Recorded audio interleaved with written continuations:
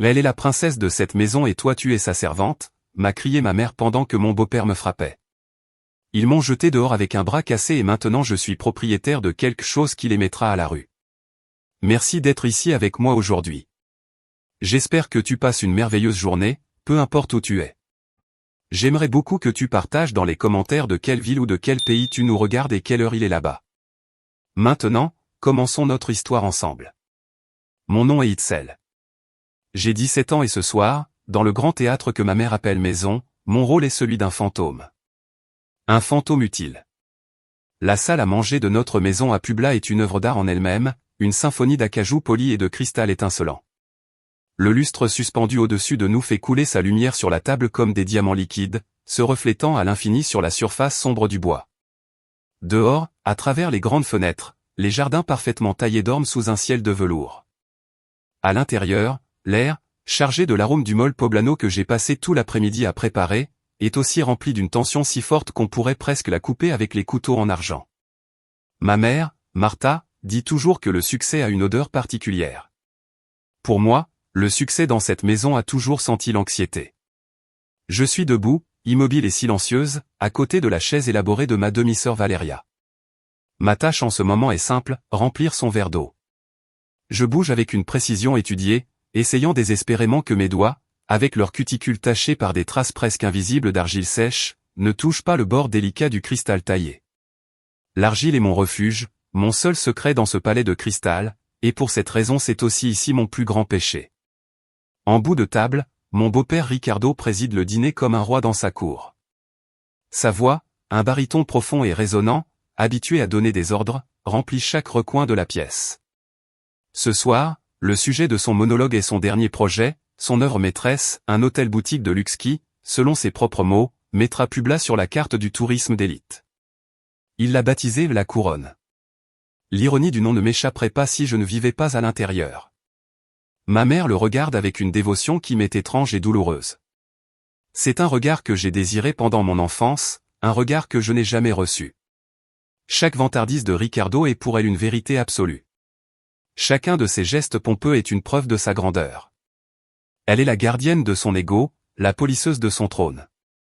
À côté de lui, Valeria, 2 ans plus jeune que moi, est absorbée par son téléphone, ses pouces allant à toute vitesse sur l'écran. Elle a hérité de son père non seulement la richesse, mais aussi cette aura de droit acquis, cette conviction inébranlable que l'univers tourne autour d'elle. Oh, dit Valeria soudainement. Le mot sort de sa bouche sans ton, sans un « s'il te plaît », sans même un regard. C'est un ordre lancé en l'air, en sachant que le fantôme l'entendra. Je me penche en avant. La lourde carafe de cristal me semble un bloc de plomb dans les mains. L'eau tombe dans son verre, un murmure dans la symphonie assourdissante de la voix de Ricardo. Quand je me redresse, je sens un mouvement presque imperceptible. Le coude de Valeria bouge, un geste minime mais volontaire. Le verre de cristal vacille et tombe, déversant un torrent glacé sur la robe de soie immaculée qu'elle porte. Une robe qui, je le sais, coûte plus cher que tous les livres que j'ai achetés dans ma vie. Itzel. Le cri est aigu, conçu pour avoir le plus d'effet dramatique. Le monologue de Ricardo s'arrête brusquement. Le silence qui tombe sur la table est dense, lourd et accusateur. Regarde ce que tu as fait. Tu es maladroite. Ma robe est ruinée. Ricardo grogne. Un son bas et dangereux que je connais trop bien. Son regard se fixe sur moi et je sens quelque chose à l'intérieur de moi se recroqueviller, se préparer à l'impact. Il ne me voit pas, Itzel. Il voit une imperfection dans sa soirée parfaite. Martha, dit-il, sa voix dégouline de venin. Je t'ai dit de contrôler cette fille. Ma mère se lève d'un bond, une rafale de mouvements et de panique. Son inquiétude, comme toujours, n'est pas pour moi, mais pour la tempête qui se lit sur le visage de son mari. Elle se précipite vers Valeria avec une serviette en lin, essuyant frénétiquement la tache sombre sur la soie. Sa voix, quand elle se tourne enfin vers moi, est un fouet. Et cette fille inutile, tu ne peux rien faire correctement. Excuse-toi auprès de ta sœur tout de suite. Je ne l'ai pas renversée. C'est elle. Elle l'a fait exprès. La vérité crie à l'intérieur de moi, un prisonnier désespéré frappant les barreaux de ma gorge. Mais les mots refusent de sortir dans cette maison. La vérité est un concept flexible, façonné pour convenir au maître de ce lieu. Mon silence est le prix de mon séjour ici. Je baisse la tête, fixant le motif complexe du tapis persan. Pardon, Valéria, murmurai-je. Ma voix est un fil d'araignée, si fragile que j'ai peur qu'il se casse. Valéria souffle, un son de pur mépris. Oui, comme si ça arrangeait quelque chose. Ne t'inquiète pas, ma princesse, la console Ricardo, me lançant un dernier regard chargé de dégoût. Demain nous irons faire du shopping et je t'achèterai 2 robes encore plus belles pour remplacer cette horreur. Ma mère me lance un regard meurtrier. Nettoie ça, dit-elle, ces mots à peine un murmure pour ne pas déranger la reprise du monologue de Ricardo. Et fais vite, ne sois pas un fardeau. Je m'agenouille et ramasse les morceaux de verre brisés avec des mains tremblantes. Un petit éclat, tranchant comme une lame, me coupe le bout du doigt. Une goutte de sang rouge vif jaillit et tache la serviette blanche. C'est la seule note de couleur honnête dans cette pièce opulente et monochrome. Pendant que je nettoie un désastre que je n'ai pas causé, la pièce continue. Ricardo reprend son discours, ma mère son rôle de spectatrice dévouée et Valéria son monde digital. Et moi, le fantôme, je continue de nettoyer, m'assurant que la scène reste parfaite pour les vedettes. Le froid du sol en marbre traverse le tissu fin de mon pantalon, un froid qui semble atteindre mes os. Alors que mes doigts cherchent le dernier minuscule éclat de verre, la promesse de Ricardo d'acheter à Valéria 2 robes encore plus belles résonne dans ma tête. Cette phrase est une clé qui ouvre une porte que je garde habituellement fermée à double tour dans mon esprit. C'est la porte de mon musée personnel de la douleur, une galerie sombre où chaque objet exposé est un monument à mon invisibilité. La pièce centrale de ce soir, éclairée par mon souvenir, est une robe, pas en soie ni de grand créateur, mais une robe en simple coton blanc, décorée de fleurs bleues brodées de mes propres mains. Il y a 2 ans, pour la fête des 15 ans de Valéria, cette maison est devenue l'épicentre d'un tourbillon social. C'était une production de contes de fées, orchestrée par ma mère avec une précision militaire et financée par le chéquier sans limite de Ricardo. Ils ont loué une hacienda coloniale à la périphérie de la ville, décorée de milliers de fleurs blanches et remplie de centaines d'invités importants. Un groupe de mariachi renommé a joué pendant des heures, tandis que Valéria, éblouissante dans une robe de tulle et de pierres précieuses qui avait coûté une petite fortune, dansait la valse avec son père rayonnant. Moi aussi, j'étais là bien sûr. Ma présence était obligatoire. Mais je n'y ai pas assisté comme la sœur de la fêtée. J'y ai assisté comme une partie du décor, une ombre utile. Ma tâche consistait à surveiller discrètement le personnel de service, en m'assurant que la table des desserts ne soit jamais vide et que les toilettes des invités restent impeccables. Pour l'occasion, ma mère m'avait acheté une robe, une simple robe noire sans personnalité, presque identique à l'uniforme que portait le personnel de service. Et c'est pour que tu ne détonnes pas, ma fille, m'avait-elle dit avec une logique qui a glacé mon âme. Quelques mois plus tôt, j'avais eu 15 ans moi aussi. Ma célébration avait été un petit gâteau de la boulangerie du quartier, partagé dans la cuisine après que Ricardo et Valéria soient allés se coucher. Les choses sont un peu serrées en ce moment, Itzel, m'avait expliqué ma mère, ses yeux fixés sur la flamme de l'unique bougie sur le gâteau. Et Ricardo fait un grand investissement dans un nouveau projet et nous devons être prudents avec les dépenses. L'excuse était aussi fine que du papier de soie. Cette même nuit, je l'ai entendu parler avec lui dans leur chambre. Sa porte était entr'ouverte et la voix de Ricardo, basse et satisfaite, glissa dans le couloir. C'était suffisant pour elle. Et nous n'avons pas besoin de monter un cirque pour cette fille. Ce n'est pas comme si elle allait se marier avec un millionnaire. Et ma mère, ma propre mère, répondit avec le son le plus douloureux, le silence. Un silence qui était un accord. Un silence qui confirmait que j'étais une dépense, pas une fille. Mais la blessure la plus profonde ne fut pas l'absence de fête, ce fut le destin d'une robe. Dans les semaines qui ont précédé la quinceañera de Valéria, j'avais trouvé dans un vieux coffre une robe blanche de ma mère. Elle datait d'avant Ricardo, de l'époque où nous étions seulement toutes les deux contre le monde. Elle était simple, en coton, mais avait une jolie coupe. En secret, chaque nuit, après avoir terminé mes tâches, je m'asseyais près de la fenêtre de ma chambre. À la lumière d'une petite lampe, je brodais de minuscules fleurs bleues sur le col et l'ourlet. Ce n'était pas une robe de créateur, mais elle contenait mes heures, mes efforts, et l'espoir désespéré de me sentir, ne serait-ce qu'une nuit, membre de la famille. Je la montrai à ma mère 2 jours avant la fête, mon cœur battant entre fierté et peur. Elle la prit de mes mains. Le tissu, adouci par les années, se froissa sous ses doigts. Son visage ne montra aucune émotion. Pas ça, dit-elle, sa voix aussi plate qu'une pierre tombale. Mais maman, je l'ai brodé. On dirait un torchon, me coupa-t-elle. Sa cruauté était aussi banale que dévastatrice. Mais tu ne vas pas nous embarrasser devant les associés de Ricardo et leurs femmes avec ces bricolages. Elle prononça le mot bricolage comme une insulte, comme si le travail de mes mains était une honte, quelque chose à cacher. Avant que je puisse dire un mot, elle marcha d'un pas décidé vers la cuisine. Elle ouvrit la poubelle et, sans la moindre hésitation, laissa tomber ma robe brodée à l'intérieur, sur les restes humides de marques de café et de pelures d'orange. Je ne veux plus jamais la revoir. Tu mettras la robe noire que je t'ai achetée. Je restai paralysé à regarder dans la poubelle. Le blanc de ma robe, maintenant taché, ressemblait à un drapeau de reddition. Je n'ai pas pleuré. J'avais appris depuis longtemps que les larmes ne servaient à rien. À la place, j'ai senti quelque chose se briser et se durcir en moi en même temps. Elle n'avait pas jeté une simple robe. Elle avait jeté le dernier morceau fragile de la petite fille qui croyait encore que sa mère pourrait un jour la voir. Le souvenir s'efface et le froid du marbre me ramène au présent. Je me lève avec les morceaux de verre enveloppés dans la serviette. Mon doigt a cessé de saigner. Je suis habitué aux blessures invisibles, celles qui guérissent à l'extérieur mais continuent de faire mal à l'intérieur. Ce sont les fondations sur lesquelles s'est construite ma vie dans ce palais de cristal. Je dépose les restes du verre dans la poubelle de la cuisine, à côté des restes du dîner. La même poubelle qui, autrefois, avait avalé ma robe brodée. Certains lieux gardent plus de fantômes que d'autres.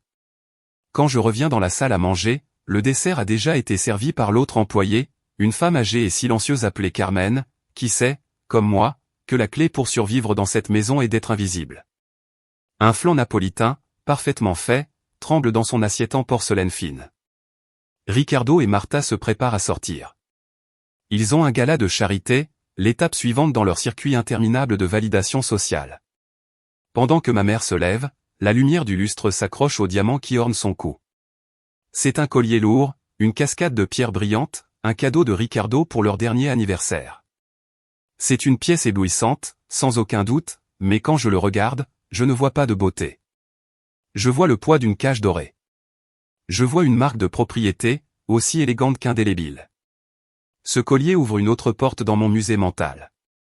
Derrière, gardé dans l'ombre, il y a un objet beaucoup plus petit, infiniment plus modeste, mais qui pour moi pesait plus que tous les diamants du monde. Un médaillon en argent.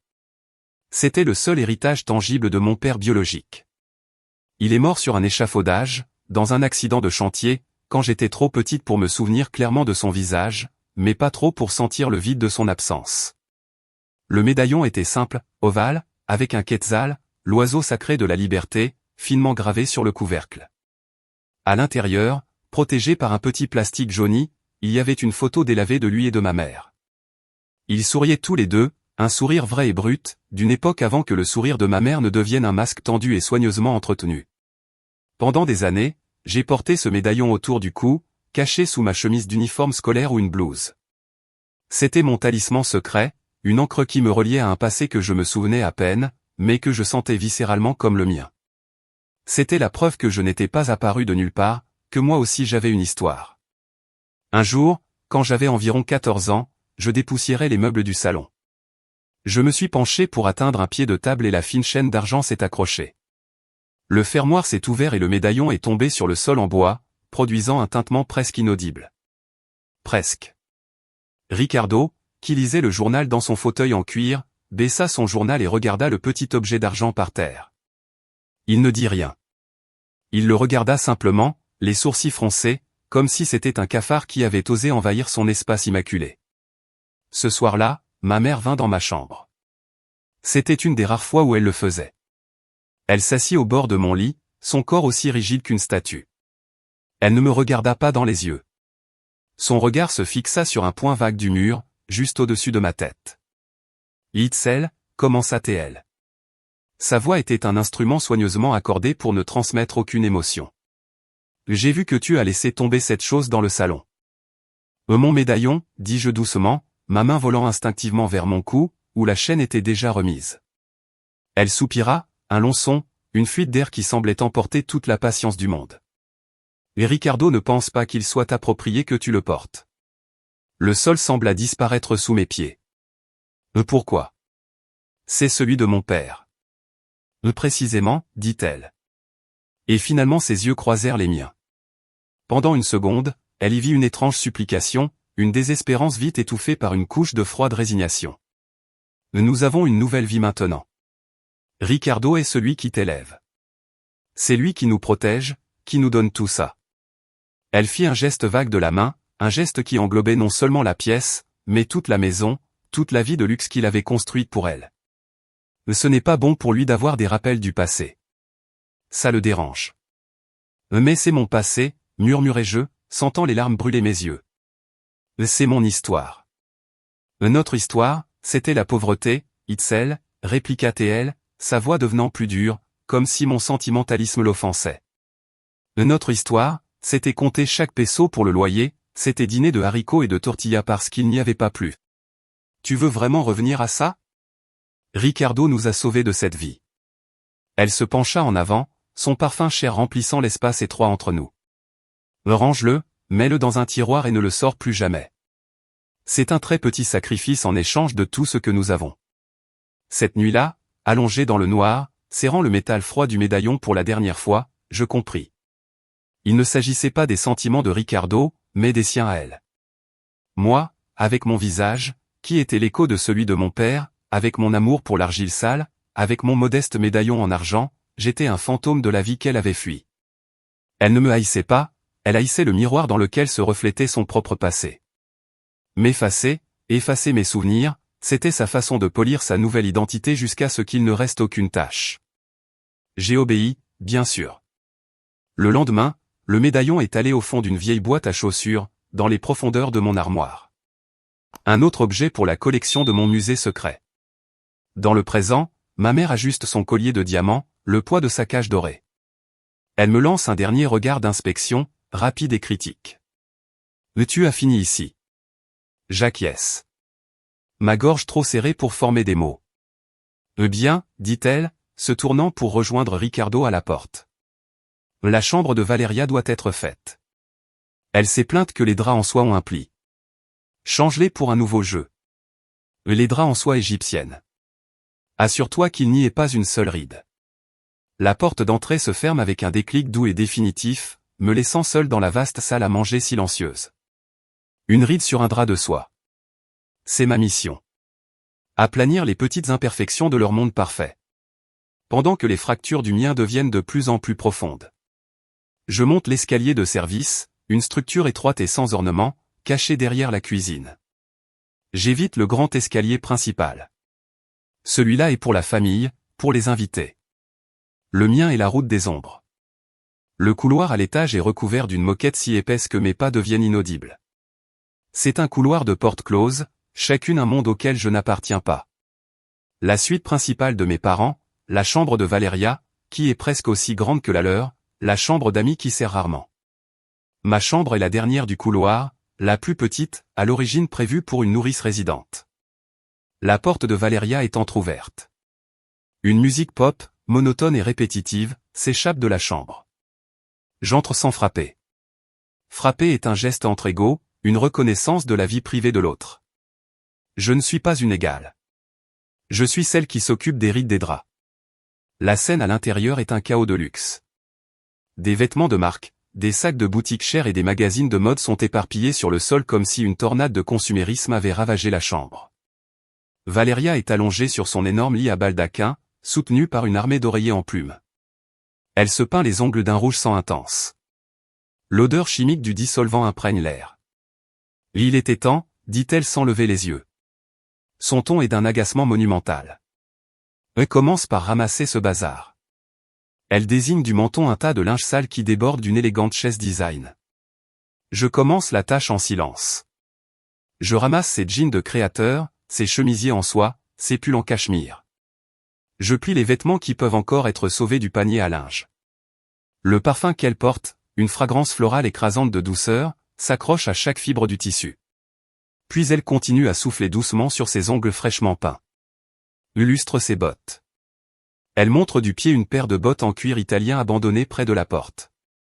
Elles ont une petite tache de boue. Je veux qu'elles brillent. Maman dit que tu es là pour ça. Tu n'es pas la servante de la maison, alors serre-moi. Le monde s'arrête. L'air devient dense, difficile à respirer.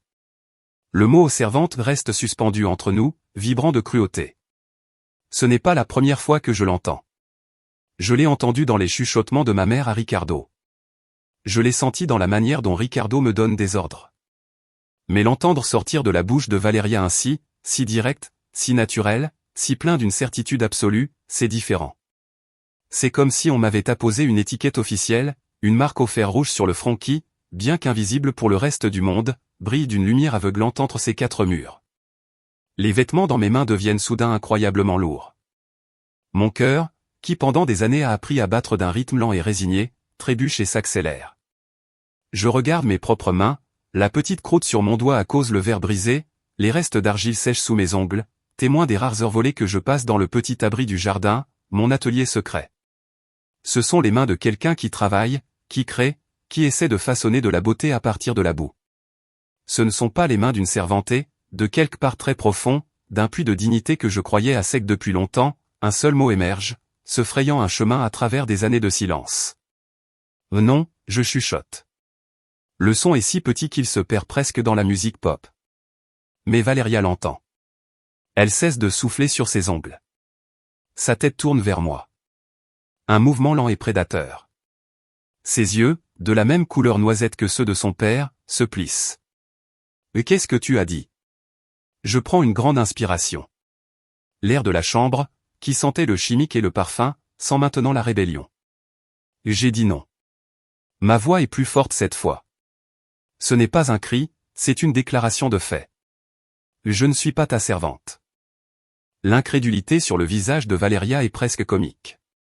Elle reste la bouche ouverte, le petit pinceau de vernis suspendu en l'air. C'est comme si le tapis persan lui avait parlé. Il lui faut une seconde, peut-être deux, pour traiter l'insubordination, puis son visage se contracte en un masque de colère pure. « Et quoi » hurle-t-elle, sa voix montant d'une octave jusqu'à devenir un son strident. Elle bondit du lit sans se soucier de ses ongles encore mouillés, qui tachent maintenant la coûteuse couette en soie. « Comment oses-tu me répondre ?»« Dans ma propre maison. »« Cette maison est aussi la mienne, dis-je. » Et l'amer mensonge de cette affirmation me fait plus mal que son cri. « Non, ce n'est pas la tienne. » Elle hurle, son visage maintenant à quelques centimètres du mien. Je peux sentir le chewing-gum à la menthe sur son souffle. « Tu es un parasite. Mon père te laisse vivre ici par pure pitié. » Puis elle se tourne, remplit ses poumons d'air et pousse un cri conçu pour traverser les murs épais et faire trembler les fondations de la maison. « Maman, papa, cette chatte se révolte. » Un frisson glacé parcourt mon dos, une terreur familière et paralysante. Je sais ce qui va suivre. Le bruit d'une voiture de luxe qui s'arrête brusquement dans l'allée, des portières qui s'ouvrent et se referment d'un coup sec. Des pas lourds et furieux montant le grand escalier. Ils ne sont pas partis à leur gala. Ils sont revenus et ils viennent ici. Valeria me sourit. C'est un sourire triomphant, cruel et plein d'anticipation. Elle sait qu'elle vient d'allumer la mèche d'une bombe et que je suis assise juste dessus. Ricardo est le premier à faire irruption dans la chambre. Sa silhouette imposante, presque 2 mètres, remplit complètement l'encadrement de la porte, projetant une ombre qui avale la lumière du couloir. Il porte encore son costume cher, mais il a desserré sa cravate de soie et le premier bouton de sa chemise est ouvert. Ses yeux, injectés de sang par l'alcool du dîner ou par la pure rage, ou plus probablement par une combinaison des deux, se plantent en moi. Ma mère apparaît juste derrière lui, une silhouette tendue et rigide, son visage un masque de désapprobation glacée. « Mais qu'est-ce que c'est que ce scandale » gronde Ricardo. Sa voix, entraînée à intimider dans les salles de réunion, résonne dans la chambre de Valeria, faisant vibrer les flacons délicats de parfum sur la coiffeuse. Valeria court vers lui, adoptant instantanément le rôle de victime. Les larmes, aussi fausses que les perles qu'elle porte aux oreilles, jaillissent de ses yeux avec une synchronisation parfaite. « Papa, j'ai demandé à Itzel de nettoyer mes chaussures, comme maman l'a dit, et elle m'a répondu non. Elle m'a crié dessus et m'a dit qu'elle n'était pas ma servante. » Elle le raconte sur le ton d'une princesse qui vient de survivre à une tentative de régicide. Ricardo ne m'accorde même pas un regard. Son attention est entièrement fixée sur sa précieuse fille. Sa voix s'adoucit instantanément en un murmure protecteur et mielleux. « Calme-toi, ma princesse. Ne pleure pas, papa va s'en occuper. Puis sa tête pivote lentement vers moi. Le calme fin sur son visage est infiniment plus terrifiant que n'importe quel cri. « Est-ce vrai ?» demande-t-il. Sa voix est un fil d'acier sur le point de se rompre. J'avale le nœud de peur formé dans ma gorge. Mon courage éphémère d'il y a quelques instants s'évapore sous son regard perçant. Mais alors, au-dessus de l'épaule de Ricardo, je vois le sourire suffisant de Valeria. Et cette image, l'image de son triomphe cruel, ranime la petite flamme de ma rébellion. Oui, dis-je, ma voix est à peine un murmure, mais elle est ferme. Je lui ai dit que je ne suis pas sa servante. Ricardo hoche lentement la tête, comme un juge qui vient d'entendre un aveu. Puis ses yeux glissent vers ma mère. « Martha, dit-il, d'un ton désinvolte, presque ennuyé, comme s'il commentait la météo. On dirait que tu n'as pas su éduquer ta progéniture. Elle va avoir besoin d'une leçon sur sa vraie place dans cette maison. » Et alors, d'un geste fluide et habitué, un geste qui suggère que ce n'est pas la première fois qu'il le fait, il retire sa ceinture de cuir noir épais. Le son de la lourde boucle métallique glissant dans les passants du pantalon est un claquement aigu dans le silence chargé de la chambre.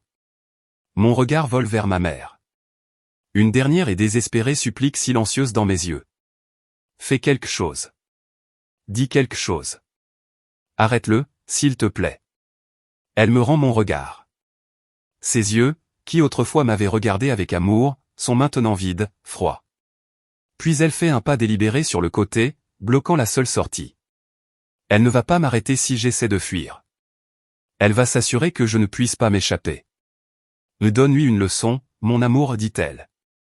Sa voix est un murmure glacé, une trahison qui coupe plus profond que n'importe quel coup. Ou pour qu'elle apprenne à respecter. Le premier coup me frappe dans le dos. C'est une douleur aiguë, brûlante, qui me coupe le souffle et me fait voir des étoiles. Je me recroqueville, un gémissement étouffé s'échappe de mes lèvres. Et quel est ton rôle, gronde Ricardo. Son haleine, aigre à cause du whisky, me frappe au visage. Le deuxième coup me touche à l'arrière des jambes. Mes genoux lâchent et je tombe au sol. Valeria observe depuis la sécurité que lui donne le dos de son père, une fascination morbide et excitée dans ses yeux. « Réponds-moi, rugit-il. » Le troisième coup arrive d'en haut, sifflant dans l'air, visant ma tête. Instinctivement, dans un réflexe de pure survie, je lève mon bras droit pour protéger mon visage. La ceinture de cuir, avec sa lourde boucle métallique, s'écrase contre mon avant-bras. Ce n'est pas le son sourd de la peau frappée, mais un craquement, un son sec, horrible, anormal, le son inconfondable d'un os qui se brise en deux. Un cri déchire ma gorge, un cri d'agonie animale pure que je ne savais pas être capable de produire. La douleur est une explosion de lumière blanche et aveuglante derrière mes yeux.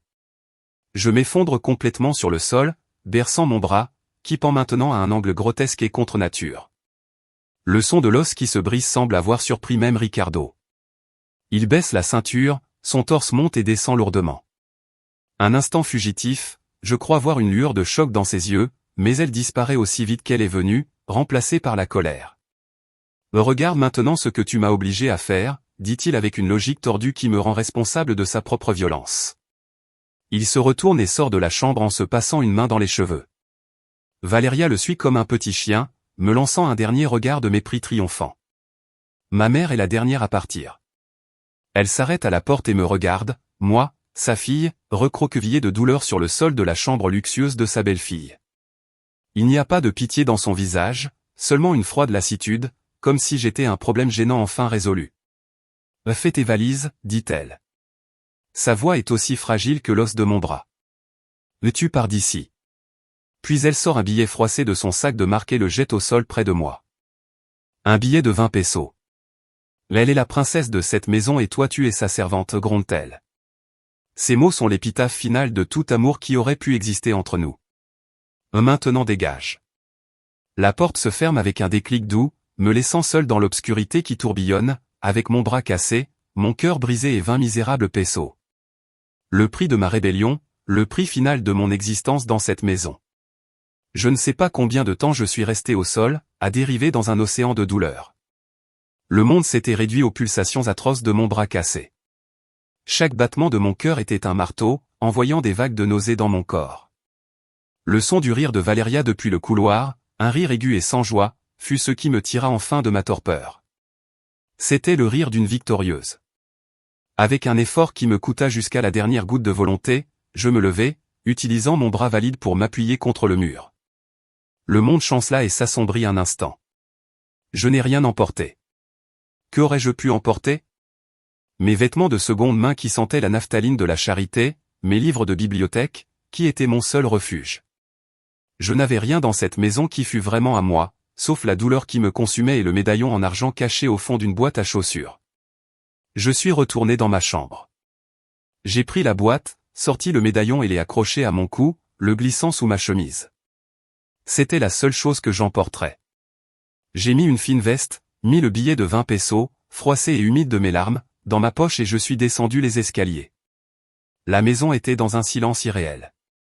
Ils étaient experts pour effacer les preuves, pour lisser les plis de leur vie parfaite, pour faire semblant que la violence n'avait jamais eu lieu. La nuit de Publa m'accueillit avec une étreinte humide et froide. La fine bruine piquait mon visage comme des aiguilles. J'ai marché sans but. Les lumières de la ville se brouillaient à travers mes larmes, créant des halos colorés dans l'obscurité. Chaque pas était un effort. Chaque mouvement envoyait un écho de douleur depuis mon bras cassé. Je le serrais contre ma poitrine, un rappel grotesque et difforme de mon seul acte de dignité. Mes pieds, par instinct ou par mémoire des rares fois où j'avais pu m'échapper, me portèrent loin des larges avenues et des demeures murées du quartier de Zabaleta. Je pénétrai dans les rues plus anciennes de la ville, vers le quartier des artistes. Les rues ici étaient plus étroites, pavées, et les bâtiments peints de couleurs vives, écaillés par le temps et l'humidité. L'air sentait l'histoire, la peinture à l'huile, les épis de maïs grillés d'un vendeur ambulant et la terre mouillée. C'était le seul endroit de la ville où je m'étais déjà senti vaguement moi-même. Finalement, mes forces m'abandonnèrent. Mes jambes tremblaient sans contrôle. Je m'écroulai sur la marche en pierre d'un petit atelier. La lumière se déversait depuis la fenêtre, projetant un rectangle jaune et chaud sur le trottoir mouillé. À travers la vitre, je pouvais voir des étagères pleines de céramique. Sur l'enseigne en bois sculptée à la main au-dessus de la porte, usée par la pluie, on lisait le cœur d'argile.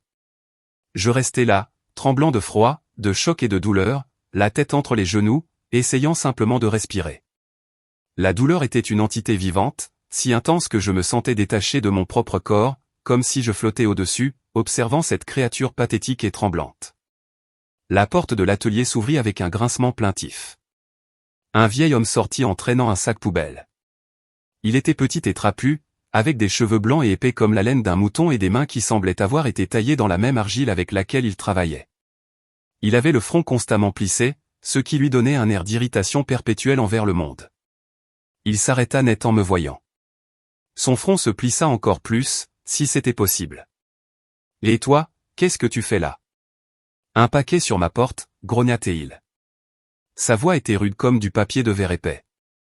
Je ne pus répondre, je levai seulement la tête. À la lumière du réverbère, il dut voir mon visage couvert de larmes et tordu par la douleur. Ses yeux sombres descendirent jusqu'à mon bras, que je tenais dans un angle étrange et anormal. La dureté de son visage vacilla une fraction de seconde, remplacée par quelque chose d'autre, une reconnaissance peut-être de la douleur sous sa forme la plus brute. Il laissa tomber le sac poubelle avec un bruit sourd. Il marmonna pour lui-même. Puis il me regarda encore. Ventre. Il n'attendit pas de réponse. Il m'attrapa doucement par le bras valide et m'aida à me lever. Son toucher, étonnamment délicat, me guida à l'intérieur de l'atelier. L'endroit sentait le paradis, la terre humide, les fours encore chauds, la promesse de la création. Il était rempli jusqu'au plafond d'étagères avec des pièces de céramique à différents stades d'achèvement. Un tour de potier, des outils de toutes sortes, des blocs d'argile recouverts de chiffons humides comme des corps endormis. C'était un chaos organisé, le sanctuaire d'un artisan. Il me fit asseoir sur un tabouret en bois. Sans dire un mot, il alla à l'arrière et revint avec une vieille trousse de premiers secours et une bouteille en verre sans étiquette contenant un liquide ambré. Il me servit un verre dans un petit gobelet en céramique. « Bois », ordonna-t-il. C'était du mescal. Le liquide me brûla la gorge, mais diffusa une chaleur engourdissante dans mes membres glacés. Avec une habileté étonnamment délicate, il examina mon bras. « L'île est cassée », dit-il. Son ton était un constat, pas une question. « Tu dois aller à l'hôpital. » Je secouai la tête. La panique m'envahit de nouveau. « Je n'ai pas d'argent. Je n'ai personne. Il me regarda fixement pendant un long moment, ses yeux sombres et pénétrants lisant l'histoire que je ne pouvais pas raconter. Puis il hocha lentement la tête, comme s'il était arrivé à une conclusion. D'accord, dit-il. Il chercha quelques attelles en bois et des bandages propres et se mit à m'installer une attelle au bras. Son geste était ferme et sûr. Ça ira pour l'instant. Quand il eut fini, il disparut de nouveau et revint avec un bol fumant de soupe aux nouilles. Il ne me demanda pas mon nom, il ne me demanda pas ce qui s'était passé. Il s'assit simplement en face de moi sur son propre tabouret et se mit à travailler un morceau d'argile, ses mains bougeant avec une grâce hypnotique et familière. Pendant que je sirotais la soupe, le premier aliment chaud que j'avais goûté depuis ce qui me semblait une éternité, je regardais ses mains. Je vis l'argile sèche sous ses ongles, les mêmes taches que ma mère méprisait sur les miens. Et pour la première fois depuis de très longues heures, je ne me sentis pas complètement seul. Je suis Matteo, dit-il finalement sans lever les yeux de son travail. Don Matteo pour toi. J'hochai la tête, la gorge trop serrée pour parler. Tu peux rester ici cette nuit, continua-t-il. Sa voix était encore rude, mais débarrassée de son irritation précédente. Dans la petite pièce du fond, il y a un lit de camp. Demain, on verra. Ce n'était pas une offre de charité, c'était une déclaration. Au cœur d'argile, dans le sanctuaire d'un vieux potier bourru, j'avais trouvé, pour l'instant, un refuge. Les jours qui suivirent devinrent une brume de douleur sourde et de silence partagé. Fidèle à sa parole, Don Matteo m'emmena le lendemain dans une petite clinique tenue par un de ses amis, un médecin âgé aux mains comme du papier de verre et aux yeux qui comprenaient plus qu'il ne demandait. Il confirma la fracture nette du cubitus et me posa un plâtre adapté. Quand j'essayais de lui donner mes 20 pesos froissés, le seul argent que j'avais au monde, le médecin secoua simplement la tête et donna une tape dans le dos de Don Matteo. Tu me paieras quand tu pourras, fillette, ou mieux, fais-moi un joli vase quand ce bras refonctionnera. Je m'installai dans la petite pièce à l'arrière de l'atelier. Ce n'était guère plus qu'un débarras avec un lit de camp, une ampoule nue et l'odeur constante d'argile et de térébenthine, mais il y avait un verrou à la porte, et pour moi cela en faisait un palais.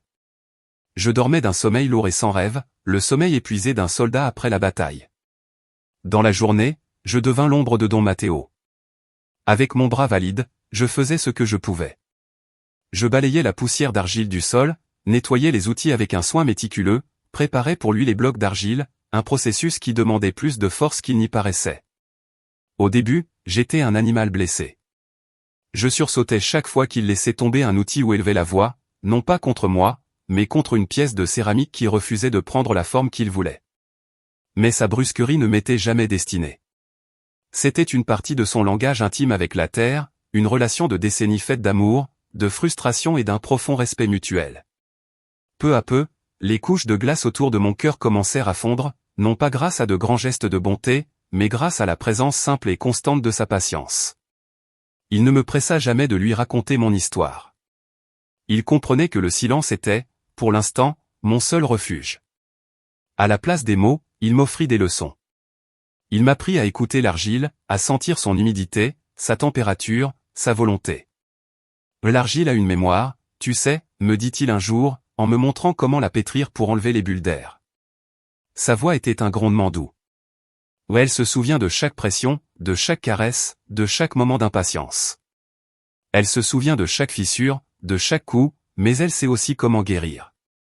Elle sait devenir forte au feu, bien plus forte qu'avant. En disant cela, il ne me regardait pas, il regardait mes mains, et je sus que nous ne parlions pas seulement d'argile. Quand on m'enleva enfin le plâtre, mon bras droit était une chose pâle et maigre, raide et maladroite. Mais mes mains, mes vraies mains, brûlaient d'envie de travailler. Une nuit, longtemps après que Don Matteo fut monté à son petit appartement à l'étage, je m'assis pour la première fois à un détour de potier. Je pris un morceau d'argile et le plaquai sur la roue. Mes mains tremblaient de faiblesse et d'émotion, mais le geste, centrer l'argile, était instinctif, une mémoire musculaire que la douleur n'avait pas pu effacer. Je me mis à créer, mais les pièces qui sortaient de mes mains n'étaient plus les mêmes. Avant, je cherchais la perfection, la symétrie lisse et impeccable que je voyais dans les catalogues d'art. Maintenant, mes mains semblaient avoir leur propre volonté, une volonté née de la douleur. Je créais des bols aux bords irréguliers et tremblants, des vases qui penchaient comme s'ils allaient s'effondrer sous leur propre poids. Ils étaient pleins de ma douleur, de mon imperfection. Une nuit, tandis que je travaillais une autre jarre élancée, ma main droite, encore faible, glissa. Mon doigt s'enfonça dans la paroi d'argile, créant une fissure profonde et laide. La frustration et la peine m'écrasèrent. Des larmes chaudes et amères jaillirent de mes yeux et tombèrent sur l'argile, l'assombrissant. J'étais cassé. La jarre était cassée. J'étais cassé. Je la fis glisser hors du tour et la poser sur l'étagère de séchage comme un monument à mon échec. Le lendemain matin, Don Matteo vit la jarre fendue.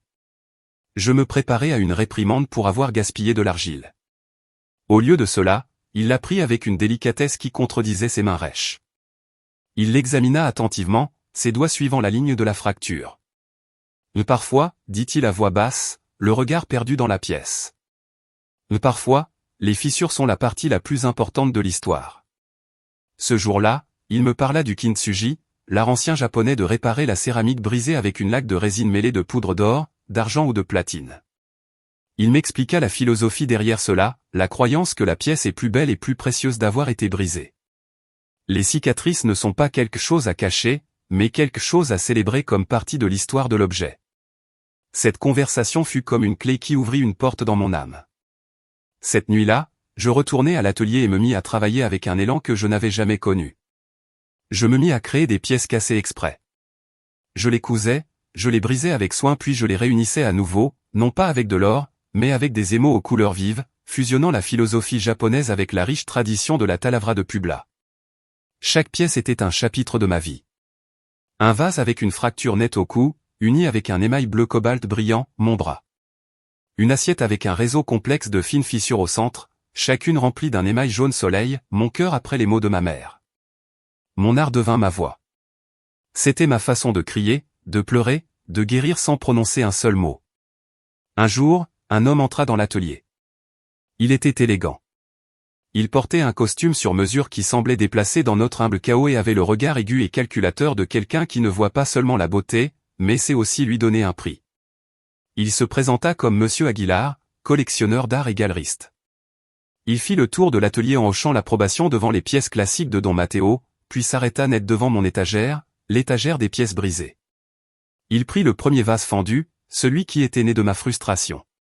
Il le tourna dans ses mains, ses yeux suivant la ligne de la fracture avec une intensité qui me mit mal à l'aise. Ceci, dit-il, sa voix était un murmure révérencieux, presque pour lui-même. Ceci n'est pas de la céramique, c'est une âme. Il leva les yeux et me regarda directement et, pour la première fois de ma vie, je ne vis pas de pitié dans les yeux d'un inconnu. Je vis de la compréhension. Je n'achète pas des objets, dit-il à Don Matteo, mais ses yeux restaient fixés sur moi. J'investis dans des histoires, et celle-ci est une histoire que le monde a besoin d'entendre. Il me proposa un partenariat, créer une ligne exclusive sous un pseudonyme pour protéger mon identité. Iztac, l'appelâmes-nous, cela signifie blanc ou pur en nahuatl. Une ironie amère et belle, étant donné qu'elle était née de la terre sale et de l'obscurité. J'hésitais. La peur de l'exposition était une vieille amie difficile à quitter. Mais Don Matteo posa une main sur mon épaule. Laisse ton histoire être entendue, Mija. Il est temps. Et ainsi, dans le feu du four d'un petit atelier d'un vieux quartier, ma douleur, ma rage et mes larmes commencèrent à se transformer. Ils étaient en train de se transformer en art, ils étaient en train de se transformer en pouvoir. 5 ans, c'est un clin d'œil dans la vie d'une ville ancienne comme Puebla, mais pour moi, ce fut une éternité, une ère de transformation silencieuse. En ces 5 ans, un os brisé non seulement guérit, mais devint plus fort à l'endroit de la fracture. Une adolescente effrayée et sans voix avait appris à parler un nouveau langage, le langage de l'argile et des cicatrices. Et le nom Iztac, né comme un murmure dans mon humble atelier, devint un mot-clé dans les cercles d'art et de design, d'abord au Mexique puis, à ma stupeur, au niveau international. Monsieur Aguilar fut un maître dans l'art de la mythologie. Il tissa une histoire autour d'Iztac, l'artiste anonyme qui trouvait la beauté dans l'imperfection. Les interviews étaient rares et toujours par email, pleines de réponses énigmatiques et poétiques que j'écrivais avec l'aide de Don Matteo. Il n'y avait pas de photos. La biographie officielle, qui ornait les murs des galeries de luxe exposant maintenant mon travail, disait simplement qu'Iztac était une âme qui avait trouvé sa voie dans la beauté de l'imperfection, transformant la fracture en force. Cette aura de mystère, combinée à l'honnêteté brute et émotionnelle des pièces, créa une demande frénétique. Les collectionneurs payaient des sommes exorbitantes pour mes blessures en céramique, et les décorateurs d'hôtels et de résidences de luxe suppliaient pour obtenir des commandes. Et moi, Itzel, je continuais de travailler depuis le cœur de l'atelier de Don Matteo. Avec les bénéfices, nous l'avions agrandi. Nous avions acheté les 2 locaux voisins, construit de plus grands fours et embauché une petite équipe de jeunes artisans du quartier que j'avais moi-même formés. Je leur enseignais la technique, mais aussi la philosophie. El Corazon de Barreau devint un petit sanctuaire de la beauté imparfaite. J'étais la maîtresse de ma vie, de mon art, et, dans le secret le plus absolu, d'un empire en constante croissance. Pendant ce temps, dans son univers doré et superficiel, Ricardo était sur le point d'achever sa couronne. L'hôtel-boutique, la couronne de Publa, était le sujet brûlant de la ville. Les réseaux sociaux de ma mère et de Valeria étaient une vitrine quotidienne des progrès, photos de grues contre le coucher de soleil, selfies avec casque de chantier, vidéos de marbre italien installés. Et elles se vantaient comme elles se vantaient de la touche finale, la collaboration artistique qui placerait leur hôtel au-dessus de tous les autres, une commande complète pour décorer l'hôtel, de la vaisselle aux fresques murales, de l'insaisissable et convoité Istac. Ce qu'elles ignoraient, ce que le monde ignorait, c'était que l'empire de Ricardo reposait sur un gouffre de dettes. Je le savais grâce à l'enquête discrète mais approfondie de Monsieur Aguilar. Ricardo, dans son arrogance, avait tout misé sur ce projet. Il s'était endetté jusqu'au cou auprès de plusieurs banques, persuadé que la grande inauguration de l'hôtel, soutenue par le prestige de la marque Istac, attirerait des investisseurs internationaux et sauverait sa fortune vacillante. Ricardo n'a jamais traité directement avec moi. Bien sûr, pour un homme de son ego, traiter avec les artistes était une tâche pour les subalternes.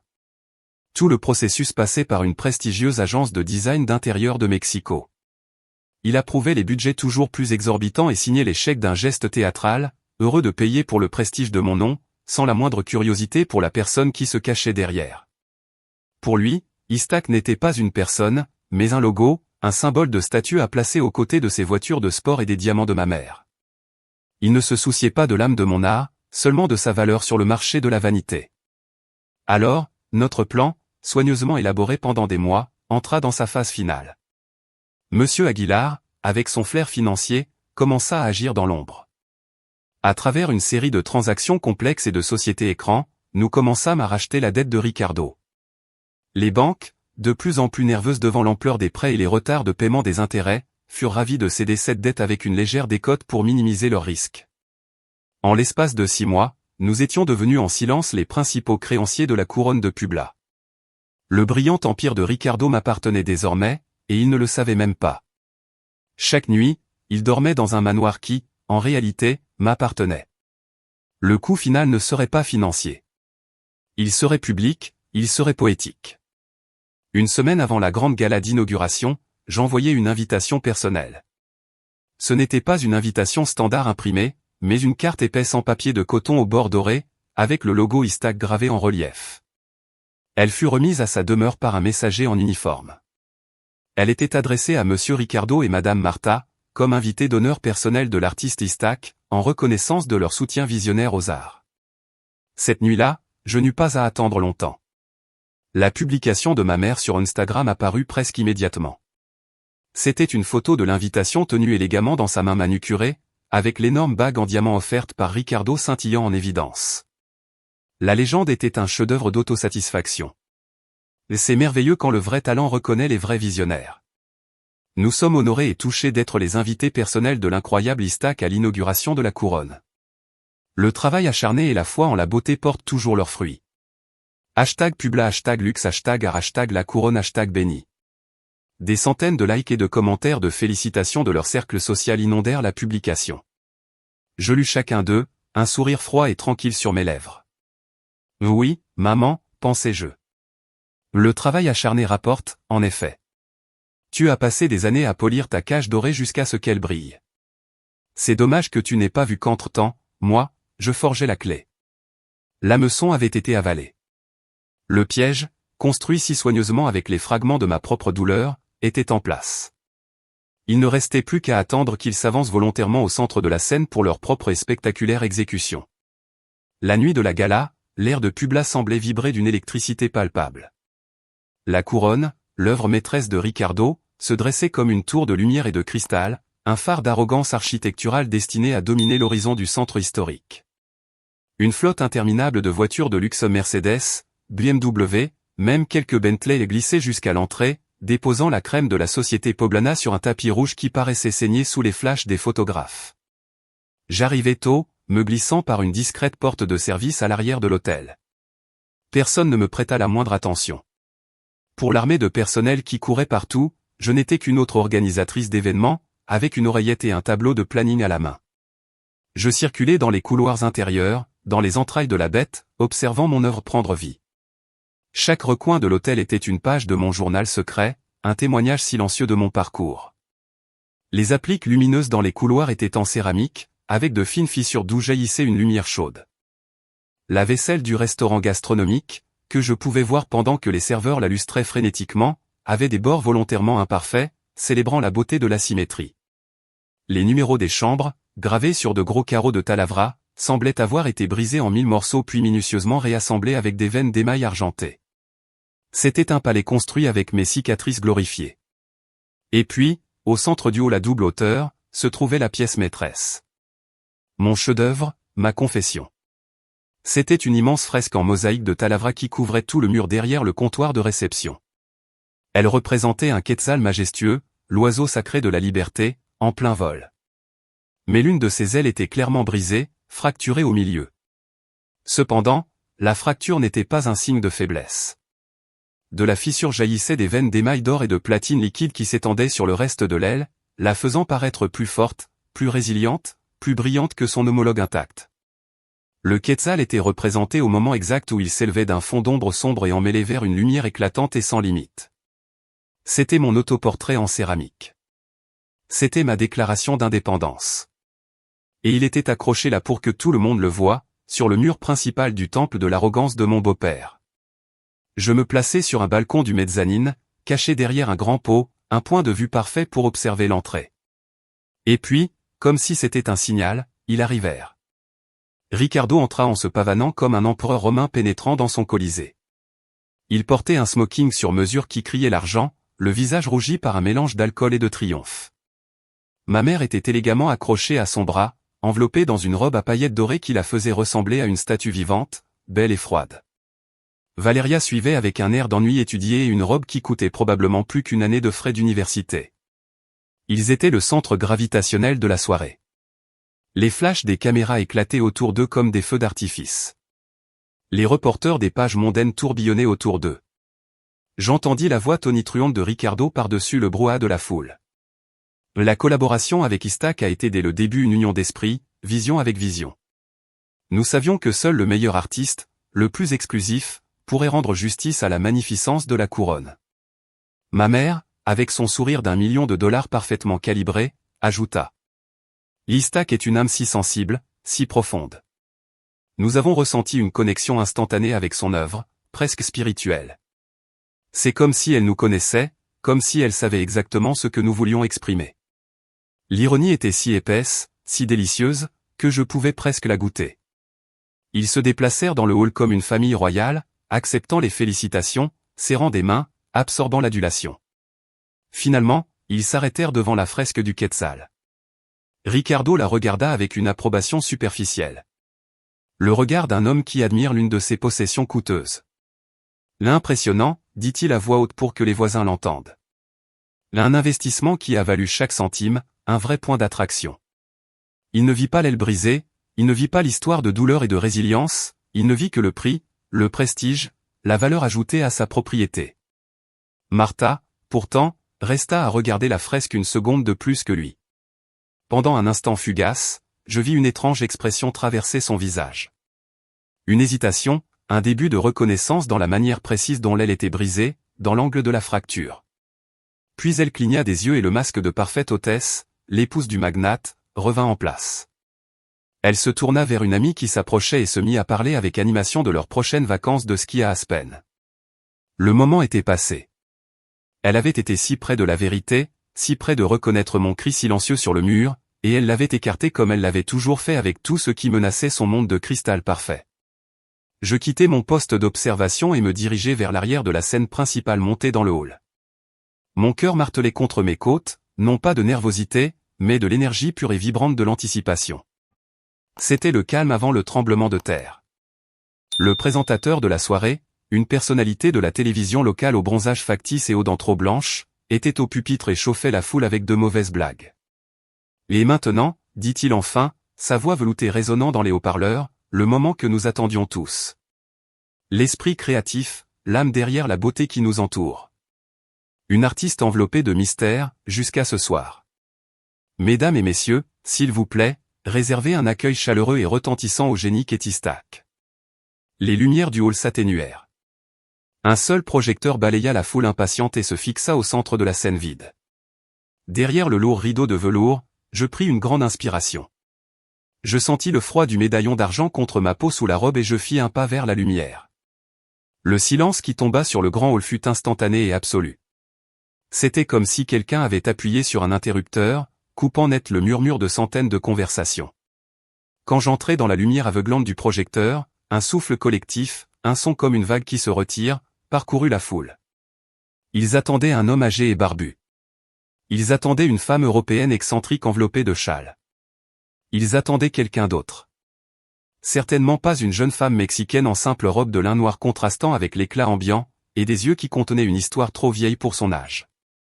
Au premier rang, l'épicentre de mon univers pendant tant d'années, je vis la réalité se fracasser contre les attentes. Le sourire suffisant de Ricardo se figea sur son visage, fondant lentement en une grimace de pure stupéfaction. Valeria fronça les sourcils, son cerveau de princesse peinant à traiter l'information. Était-ce une serveuse qui s'était trompée de chemin, une employée venue annoncer un problème technique? Mais ce fut le visage de ma mère qui devint la toile de la véritable tragédie. Ce fut un processus qui dura à peine 3 secondes, mais qui, pour moi, se déroula au ralenti.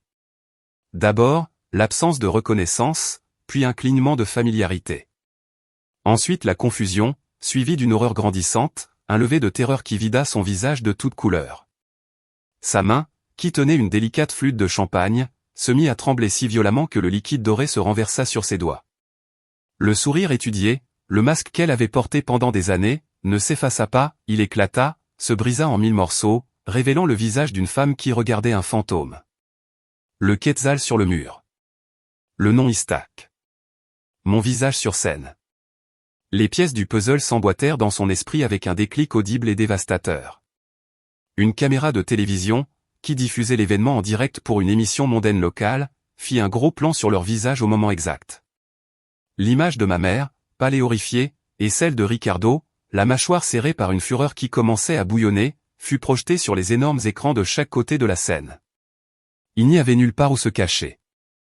Ils étaient piégés, exposés, en plein centre de l'attention qu'ils avaient tant convoité. J'atteignis le pupitre en métacrylate et ajustai le micro. Mes mains, à ma propre surprise, étaient parfaitement stables. « Bonsoir », dis-je. Ma voix, amplifiée par les haut-parleurs, résonna claire et calme, sans la moindre trace de tremblement. « Je m'appelle Itzel, et je suis Istak. » Un autre murmure, plus fort cette fois, chargé de questions, parcourut la salle. Je vis les journalistes se pencher en avant, les yeux brillants de la promesse d'une histoire bien plus croustillante que prévu. Pendant les 5 dernières années, je ne quittais pas des yeux ma mère et Ricardo, transformant les centaines d'invités en simples spectateurs de notre drame privé. Vous avez acheté mon art, vous avez loué mon travail, vous avez utilisé mon nom pour ajouter un vernis de culture et de prestige à votre ambition.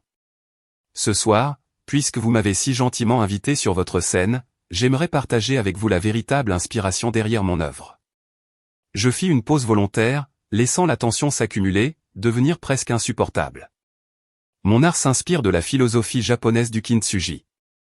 L'idée qu'un objet ne doit pas être jeté quand il se casse, mais qu'il doit être réparé. L'idée qu'il est encore plus beau justement parce qu'il a été brisé. Mes pièces célèbrent les cicatrices, les fractures, les imperfections. Elles racontent une histoire de survie. Mon regard se tourna vers Ricardo, qui maintenant me fixait avec une haine pure. Elle raconte que la vraie force ne réside pas dans une perfection impeccable et fabriquée, mais dans la capacité de se reconstruire à partir des fragments et de porter ses cicatrices avec fierté, et non avec honte. Ensuite, mon regard, comme un missile guidé, se posa sur ma mère. Cette philosophie n'est pas quelque chose que j'ai appris dans un livre ou dans un musée. C'est une leçon que j'ai été obligé d'apprendre de la manière la plus dure, à l'âge de 17 ans, quand les mêmes personnes, dont le devoir était de me protéger, m'ont brisé un bras et m'ont ensuite jeté à la rue en pleine nuit avec 20 $ froissés dans la poche. Un souffle collectif, audible et aigu, parcourut la salle. Les gens se tournaient pour regarder Martha et Ricardo, dont les visages étaient maintenant des masques de panique livide. On m'avait dit que j'étais inutile, que ma place dans le monde était celle d'une servante, que mon art, mon travail avec l'argile, était sale et honteux. Je relevai le menton en sentant le poids du médaillon d'argent sous ma robe. Alors j'ai pris cette saleté, cette douleur, ces morceaux brisés de ma vie et j'ai construit un monde nouveau avec eux. La salle était dans un silence de tombe. Je pouvais entendre le bourdonnement des lumières de la scène. Ce soir, dis-je, ma voix descendant à un ton presque conversationnel mais chargé d'une détermination d'acier, je ne suis pas seulement ici comme l'artiste de la maison, je suis aussi ici comme la propriétaire de la maison. À travers mes entreprises et grâce au succès qu'a eu mon hardi salle, j'ai acquis la majorité de la dette de la couronne de Publa. La mâchoire de Ricardo s'ouvrit littéralement. Il ressemblait à un poisson cherchant de l'air, incapable de respirer soudainement. Cet hôtel, cette magnifique structure construite sur des fondations d'arrogance et de prêts imprudents, a désormais un nouveau propriétaire. À partir de ce soir, cette couronne repose sur une nouvelle tête. Je fis une dernière pause, savourant l'instant, la culmination de 1825 jours de travail silencieux, de douleurs refoulées et de détermination forgée dans le feu. Je regardais directement la caméra de télévision, sachant que des milliers de personnes voyaient ce drame en temps réel. Puis je tournai de nouveau les yeux vers ma mère et mon beau-père, les deux architectes de ma souffrance, désormais réduits à des statues d'humiliation publique au centre de ma grande scène. Bienvenue chez moi. Le silence qui suivit mes dernières paroles ne fut pas un silence normal. C'était un vide, un trou noir qui absorba tout le son, tout l'air, toute l'énergie de la salle. Pendant 3 secondes, qui semblèrent une éternité, personne ne bougea, personne ne respira. L'élite de Publa, piégée entre la paralysie et une fascination morbide, ne faisait que regarder, les têtes tournant lentement de la scène vers le couple condamné au premier rang, comme des spectateurs d'un match de tennis mortel. Et alors le chaos éclata. Le premier son fut le flash d'une caméra, une explosion de lumière blanche qui illumina un instant les visages déformés de Ricardo et Martha. Puis un autre, et encore un autre. Les journalistes, qui jusqu'à ce moment profitaient du champagne gratuit et faisaient des contacts, sentirent l'odeur du sang dans l'eau. Ils se jetèrent sur eux. Ce fut une bousculade de costumes chers et d'enregistreurs vocaux. Les micros se plantèrent sur leurs visages comme des armes. Les questions fusèrent, tranchantes et impitoyables comme des balles. Monsieur Ricardo, est-ce vrai ce qu'affirme l'artiste? Avez-vous maltraité votre belle-fille? Madame Martha, est-ce vrai que vous avez jeté votre propre fille à la rue pour 20 $? Monsieur Ricardo, votre entreprise est très endettée. Vous venez de perdre le contrôle de l'hôtel. Madame, regardez la caméra. Avez-vous un commentaire sur l'accusation du bras cassé? Ricardo, un homme habitué à dominer chaque pièce où il entrait, un prédateur au sommet de sa chaîne alimentaire, semblait soudain une proie acculée. Son visage, d'ordinaire rougi par le vin cher et la belle vie, était pâle et couvert d'une fine couche de sueur. Il ouvrit la bouche pour parler, rugir, nier, mais seul sortir des balbutiements incohérents. Il essaya de se frayer un chemin à travers la muraille de corps et de caméras, mais il était totalement encerclé. Martha, à ses côtés, s'était désintégrée. Son masque de parfaite mondaine, si soigneusement construit et maintenu pendant des années, s'était brisé en 1000 morceaux, révélant le visage terrifié et nu qui se cachait dessous. Elle regardait autour d'elle avec des yeux écarquillés, cherchant une sortie, une échappatoire qui n'existait pas. Son pire cauchemar devenait réalité. Son humiliation n'était pas une affaire privée, c'était un spectacle public retransmis en direct pour que tout son cercle social s'en repaisse. Valeria, qui se trouvait à quelques mètres, en train de flirter avec le fils d'un autre magnate, fut la première à abandonner le navire qui coulait. Avec une agilité née du panique et de l'égoïsme le plus pur, elle se faufila dans la foule, utilisant le chaos comme couverture, et disparut par une sortie latérale. Elle ne regarda pas une seule fois en arrière. La loyauté n'avait jamais fait partie de ses vertus. Depuis la sécurité et la distance de la scène, j'observais la scène. Je ne ressentais pas l'euphorie de triomphe que j'avais imaginé tant de nuits. Je ne ressentais pas une joie vengeresse, seulement une étrange et froide tranquillité. La tranquillité qui suit un tremblement de terre, quand la terre cesse enfin de trembler. Je vis Ricardo tenter de pousser un caméraman, un geste pathétique de son pouvoir déclinant. Je vis ma mère se couvrir le visage de ses mains, ses bagues de diamants hors de prix contrastant de manière grotesque avec sa détresse la plus abjecte. Leur chute était exactement comme la vie qu'ils avaient construite, publique, bruyante, ostentatoire et, au final, vide. La sécurité de l'hôtel, mes employés désormais, reçut enfin l'ordre à travers mon oreillette et intervint. Ils formèrent un cordon humain, créant un couloir pour que le couple déshonoré puisse s'échapper de la frénésie médiatique. Alors qu'ils avançaient, hué par certains et photographié par tous, Ricardo s'arrêta. Il tourna la tête et ses yeux croisèrent les miens à travers la foule. La haine dans son regard était si pure, si intense, que je pouvais presque la sentir physiquement comme une chaleur brûlante.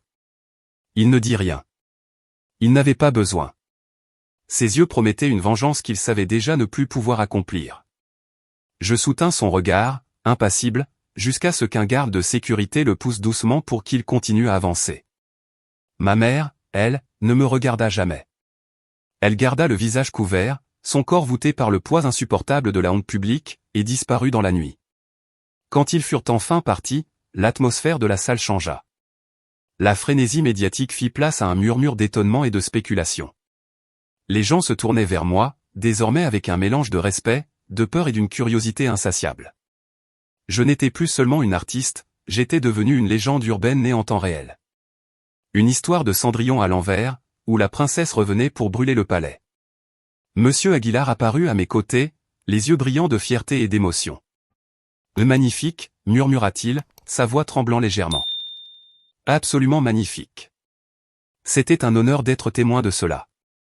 Don Matteo s'approcha aussi, se frayant un chemin dans la foule avec la détermination d'un vieux chêne. Il posa sa main calleuse et tachée d'argile sur mon épaule. Il ne dit rien, il hocha simplement la tête une fois, lentement. Et dans ce simple geste, je vis l'approbation d'un père, le respect d'un maître et le soulagement d'un ami. Et alors quelqu'un commença à applaudir. Au début, ce fut un applaudissement dispersé, timide. Puis quelqu'un d'autre se joignit, puis un autre, jusqu'à ce qu'un torrent d'applaudissements remplisse tout le hall. Ils n'applaudissaient pas seulement pour mon art sur les murs. Ils applaudissaient pour l'histoire, pour la survie, pour le courage d'une femme qui avait pris les cendres de sa vie et les avait transformées en empire. Tandis que les applaudissements m'enveloppaient, mon regard se posa sur le grand mural du Quetzal. L'oiseau aux ailes brisées et dorées semblait voler plus haut à cet instant, libéré pour toujours des ombres. Comme moi. L'empire de Ricardo s'était effondré en une nuit. Le mien, forgé dans la douleur et le feu, venait à peine de commencer à se construire. Les jours qui suivirent la gala furent un tourbillon de gros titres et de conséquences. L'histoire se propagea comme un incendie de forêt, non seulement à Publa, mais dans tout le pays. La vengeance de la potière, l'appelèrent certains médias. De Servante à Magnate, titrèrent d'autres. Mon visage, qui pendant des années avait été un secret, était maintenant partout. La chute de Ricardo fut aussi rapide que brutale. Les partenaires commerciaux, craignant la mauvaise publicité, se retirèrent en masse. Les banques exécutèrent les garanties de ses autres prêts. Les amis de toute une vie cessèrent de répondre à ses appels. Son empire, qui avait toujours semblé solide comme une montagne, se révéla être un château de cartes, et moi, avec une seule bouffée de vérité, je l'avais renversé. Ils furent condamnés à l'ostracisme social, la pire des peines pour des gens comme eux, qui se nourrissaient de l'opinion publique. Je m'installai dans la suite présidentielle de l'hôtel, un espace opulent à 2 étages qui servait désormais de bureau et temporairement de maison. Depuis ses fenêtres panoramiques, du sol au plafond, je pouvais voir toute la ville de Publa s'étendre sous mes pieds comme une carte vivante. C'était une vue de pouvoir, une vue que Ricardo avait conçue pour lui-même. Cependant, en contemplant la ville où j'avais autrefois erré sans but et avec le bras cassé, je me sentais étrangement vide. La vengeance, découvris-je, n'était pas un plat qui se servait froid. C'était un plat qui, une fois consommé, te laissait froid et creux à l'intérieur. Quelques semaines plus tard, ma nouvelle assistante, une jeune femme efficace et discrète, m'informa par l'interphone qu'une femme nommée Martha demandait une rencontre. « Mais elle dit que c'est votre mère et que c'est urgent », ajouta-t-elle, la voix teintée d'une légère confusion, sans connaître l'ironie de ses mots. « Fais-la entrer », répondis-je, le cœur battant d'un sursaut inattendu. Elle entra dans mon bureau et, un instant, je la reconnus à peine. La femme qui entra n'était pas la mondaine impeccable et glaciale dont je me souvenais. Elle avait abandonné la coûteuse teinture blonde de ses cheveux, laissant apparaître des mèches grises et négligées à la racine. Elle ne portait ni bijoux, ni maquillage. Ses vêtements, bien que de marque, semblaient froissés et mal ajustés. Elle paraissait avoir vieilli de 10 ans en 2 semaines. L'armure de richesse et de statut qui l'avait soutenue si longtemps avait disparu, laissant à nu la femme apeurée et désespérée qu'elle avait toujours été au fond d'elle. Elle n'attendit pas que je l'invite à s'asseoir. Elle avança d'un pas hésitant jusqu'à mon immense bureau en noyer et, à ma stupéfaction, s'agenouilla sur le tapis luxueux. Le geste me coupa le souffle. C'était un acte de soumission si dramatique, si théâtral, si calculé pour provoquer une réaction que je compris aussitôt qu'il n'était pas sincère. C'était la dernière carte d'une actrice consommée. « Hitzel, s'il te plaît », sanglota TL. Les larmes qu'elle avait appris à invoquer à volonté coulaient sur ses joues. « Pardonne-moi, j'ai été une idiote. J'étais aveugle. » Ricardo me contrôlait. Il m'a manipulé. « S'il te plaît, tu dois nous aider. » Il nous a laissés sans rien. Nous allons perdre la maison. Valeria est anéantie. Elle ne sort plus de sa chambre. Je l'écoutais en silence, observant sa performance. Une partie de moi, une très petite et très jeune partie, la fille de 17 ans abandonnée dans la nuit, voulait la croire. Voulait entendre une excuse sincère. Voulait que la douleur de toutes ces années trouve une sorte de clôture, de rédemption. Mais je regardais ses yeux et je n'y vis aucun regret pour ce qu'elle m'avait fait. J'y vis seulement la peur de ce qui lui arrivait à elle. Elle ne pleurait pas pour mon bras cassé, elle pleurait pour son compte bancaire vide et son statut social évaporé. « Lève-toi, Martha, dis-je. » Ma voix était calme, dépourvue de la colère que j'avais cru ressentir dans un tel moment. « S'agenouiller ne te va pas. Ça n'a jamais été ton style. » Elle se leva lentement, avec difficulté, essuyant ses larmes du revers de la main comme une enfant. « Tu m'aideras, murmura-t-elle, une lueur d'espoir désespérée dans la voix. Je m'appuyai dans mon fauteuil de cuir, le même d'où Ricardo planifiait de régner sur son empire. J'ai souvent rêvé de ce jour, avouai-je, plus pour moi que pour elle. J'ai passé des nuits entières à imaginer ce que je te dirais, les horreurs que je te crierais, les accusations que je te lancerais. Mais maintenant que tu es là, je réalise que je ne ressens pas de haine, je ne ressens même pas de colère. Seulement de la pitié. Je me levai et marchai jusqu'à la fenêtre, lui tournant le dos pour ordonner mes pensées. Je ne vais pas te laisser dans la rue, dis-je en regardant les lumières de la ville qui s'allumaient. Ça, c'est ton style, pas le mien. Je me retournai pour la regarder. Je sortis 2 cartes de visite d'un élégant porte-cartes en cuir sur mon bureau. Cet hôtel a besoin d'un superviseur pour le département de nettoyage. Le travail commence à 6 heures du matin. C'est dur. L'uniforme n'est pas de marque, le salaire n'est pas élevé, mais il paiera les factures et te permettra de louer un petit appartement. Je lui tendis la première carte. Elle la regarda comme si c'était un serpent venimeux. Et le restaurant du rez-de-chaussée, continuai-je, ma voix ferme. A besoin de personnel pour la cuisine, pour laver la vaisselle. C'est un travail honnête. Peut-être que Valeria aurait intérêt à apprendre la valeur de garder ses propres mains propres et de gagner sa vie. Je lui tendis la seconde carte. Ses yeux se remplirent d'un nouveau type de larmes, des larmes d'humiliation pure et totale. L'idée de travailler, d'être employé, d'être vu dans une position de service, lui paraissait plus terrible encore que la pauvreté elle-même. « Ce n'est pas une vengeance, Martha, dis-je doucement mais avec une fermeté d'acier. C'est une opportunité, quelque chose que toi tu ne m'as jamais donné. Tu peux la saisir ou la laisser. Pour la première fois, le choix est à toi. » Elle resta à fixer les cartes un long moment, son visage livrant une bataille entre l'orgueil et le désespoir. Finalement, d'une main tremblante qui trahissait sa défaite, elle les prit. Elle ne dit pas merci. Elle ne dit rien. Elle se retourna simplement et sortit de mon bureau, le dos courbé par le poids d'une justice poétique qu'elle n'avait jamais prévue. Je la regardai partir et je sus que notre histoire, la douloureuse et tortueuse histoire d'une mère et d'une fille, était enfin terminée. Je ne l'avais pas détruite. Je l'avais simplement obligée pour la première fois à regarder le reflet de ses propres actes. On dit que la vengeance est un plat qui se mange froid, mais pour moi elle avait laissé un goût de cendre et d'argile. Ce n'était pas le doux triomphe que les histoires promettent. C'était plutôt un point final. Un point final nécessaire pour pouvoir commencer à écrire un nouveau chapitre. Ma mère, à ma surprise, accepta le travail. L'instinct de survie semblait plus fort que son orgueil. Parfois, quand je marche dans les couloirs de mon propre hôtel, supervisant les opérations, je la vois de loin. Elle porte l'uniforme gris simple du personnel de nettoyage, poussant un chariot avec des draps propres et des produits d'entretien. Elle se déplace avec une efficacité mécanique. Son visage est un masque sans expression. Elle ne me regarde jamais dans les yeux. Si nos chemins se croisent, elle détourne le regard, se concentrant intensément sur une tâche imaginaire sur le mur, devenant l'employé anonyme et efficace qu'elle avait toujours voulu que je sois. Valéria dura exactement 2 jours comme plongeuse. Elle démissionna après une crise monumentale dans la cuisine, se plaignant que l'eau chaude abîmait sa manucure et que ce travail était pour les gens sans ambition. Je n'ai plus jamais eu de nouvelles d'elle depuis. J'ai entendu une rumeur disant qu'elle avait déménagé chez des parents éloignés dans le nord du pays, essayant de recommencer là où personne ne connaissait son histoire. Parfois, dans les nuits calmes, je me demande si j'ai fait ce qu'il fallait. Si leur offrir une vie de travail honnête fut un acte de miséricorde ou, sans le vouloir, la forme la plus cruelle et prolongée de vengeance.